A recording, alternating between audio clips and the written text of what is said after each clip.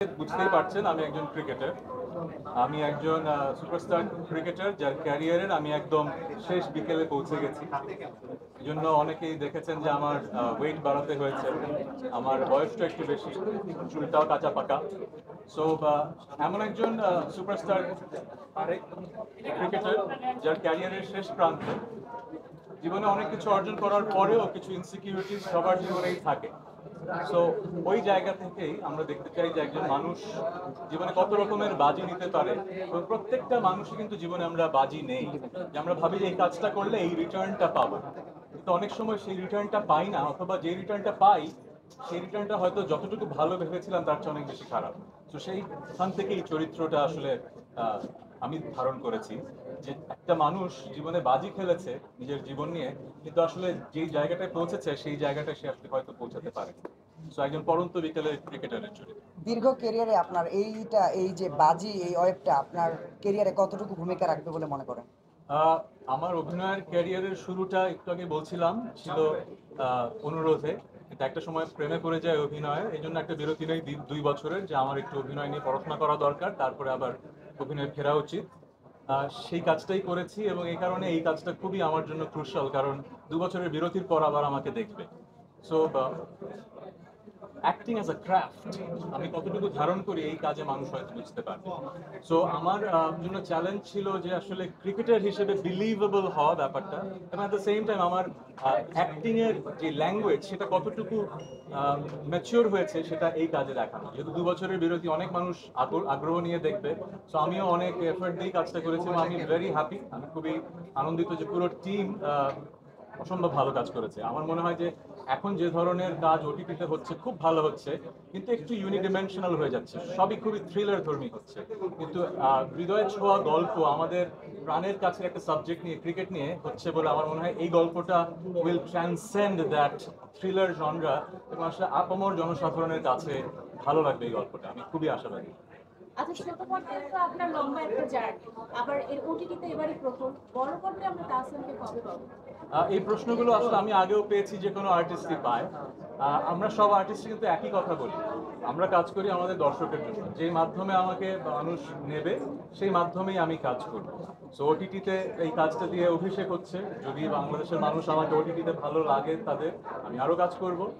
এই আপনি ওটিটিকে কতটুকু মানে সাকসেসফুল মনে করছেন বাংলাদেশে ইন্ডাস্ট্রিতে?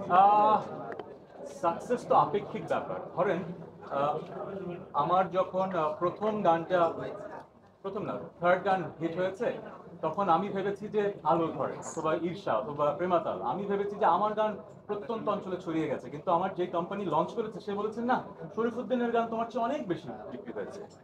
ওই সময়ে শরীফুদ্দিন ওয়াজ আ বিগার আর্টিস্ট, কিন্তু আমার যারা গান শুনতো, আবার যারা শরীফুদ্দিনের গান শুনতো, তারা কিন্তু আলাদা। সো আপনি কিন্তু ওটিটির সাকসেস, টিভির সাকসেস এবং ফিল্মের সাকসেস এক করতে পারবেন না।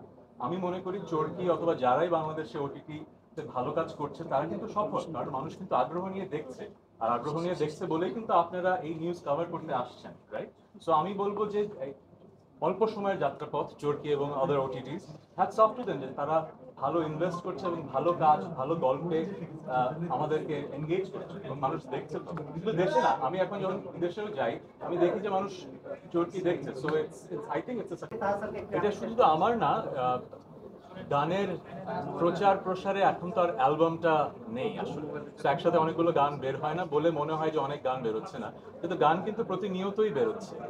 এই বছরও কিন্তু একটা গান আপনারা লুফে নিয়েছেন, এবং আই এম ভেরি হ্যাপি যে 22 বছর আগেও আপনারা আমার গান শুনেছেন, এই বছর আমার গান শুনেছেন।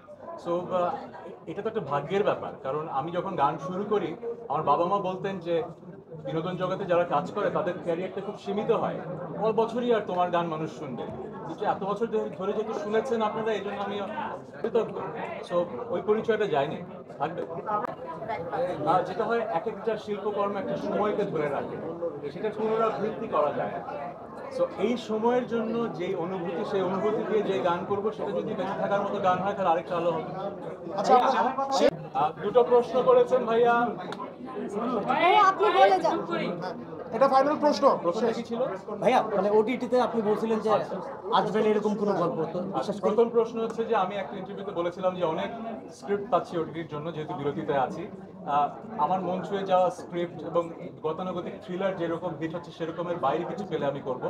So, এইটাই সেই স্ক্রিপ্ট। সো আমার মনে দ্বিধা নেই যে আমার আসলে অন্য কোনো স্ক্রিপ্টে কাজ করা উচিত। দর্শককে কতটুকু ছবি? এখন দর্শকে কতটুকু ছবি, আমরা যারা শিল্পকর্ম নিয়ে চর্চা করি, আমরা যদি সবসময় চিন্তা করি যে দর্শক কোনটা পছন্দ করবে এভাবে যদি কাজ করি, তাহলে কিন্তু আসলে শিল্পী সত্তার বিকাশ হয় না। আমাকে যেটা টানবে আমি সেটা করবো। সো এই স্ক্রিপ্টটা আমাকে টেনেছে, আমি করেছি।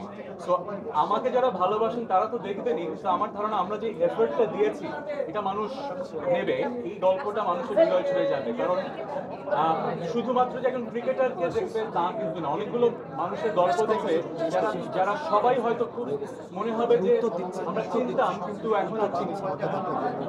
সো এইটাই সেই গল্প।